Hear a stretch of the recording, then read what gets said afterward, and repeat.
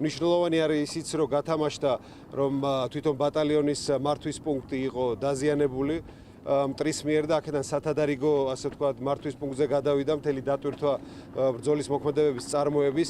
აი ეს არის ის სწორედ რა დასკვნებიც გამოვიტანეთ ჩვენ 2008 წლის აგვისტოს საბრძოლო მოქმედებებიდან და ეხლა უკვე პრაქტიკაში ვნერგავთ ისეთი მართვის სტილს, სამხედრო მართვის, ასე ვთქვათ, შესაძლებლობებს, რომელიც გამორიცხავს ესეთ წარუმატებლობებს, როგორც იყო 2008 წელს.